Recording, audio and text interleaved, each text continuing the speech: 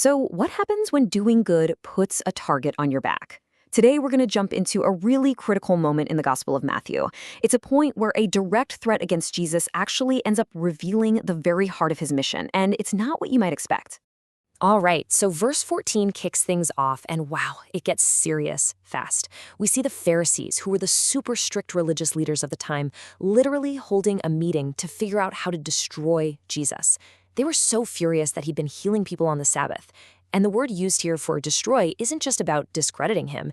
In the original Greek, it's apolemai. It means to completely ruin, to kill. So this isn't just a debate anymore, it's escalated into a full-blown death plot.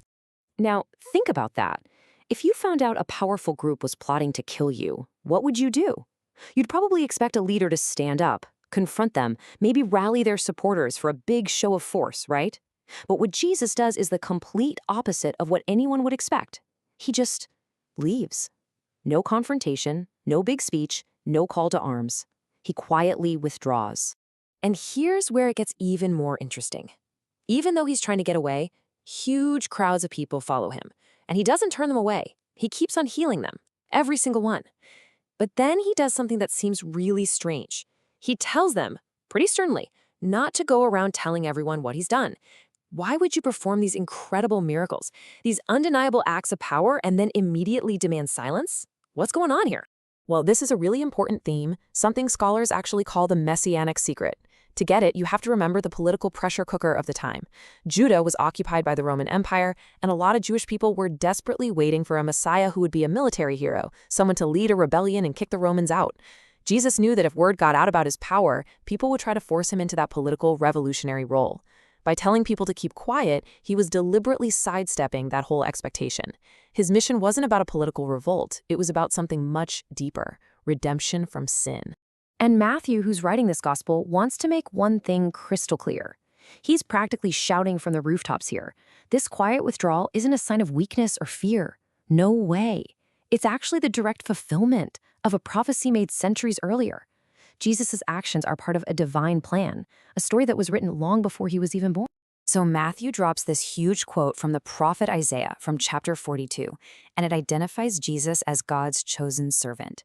And there are two things in this verse that would have been absolutely revolutionary to the people hearing it. First, this servant is empowered by God's own Spirit. And second, his mission is not just for Israel. He's going to bring judgment, and what that means here is God's truth, God's justice, to the Gentiles, to everyone, all nations. When you put the prophecies side by side with what Jesus is doing, it's just a perfect match. Isaiah described a Messiah who wouldn't be about public spectacle and shouting for attention. He'd work with quiet purpose. And that's exactly what Jesus is doing. It's why he commands silence. Because, just like Isaiah said, this wasn't a servant who would be crying out in the streets to get attention. You know, this verse really paints a picture, doesn't it? This is not a ministry based on loud arguments or trying to win a shouting match on a street corner. He's not picking fights or trying to become famous. Instead, he is accomplishing this world-changing mission quietly, deliberately, away from all the noise and controversy. And then we get this line, and honestly, it's just so beautiful. It shows the incredible tenderness of his ministry. A bruised reed, that's someone who is fragile, weak, just about to snap.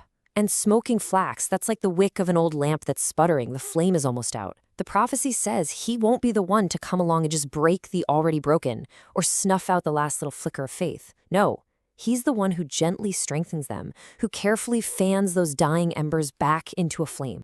And this is the grand finale of the prophecy. And you have to understand, for a first-century Jewish audience, this was a mind-blowing, radical idea. The hope that this servant brings isn't just for one group of people or one nation. It's universal. It's a promise that the Gentiles, that means all the other peoples of the world, will put their trust in him. This mission has no borders. So what do we take away from all this? I mean, this picture of the Messiah as a quiet, gentle servant, it just completely flips our normal ideas about power and leadership upside down, doesn't it? It really forces you to ask, what is true strength? Is it about being the loudest voice in the room? Is it about force and confrontation?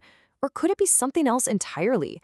A profound, world-changing power that comes not from a big spectacle, but from quiet, unstoppable humility.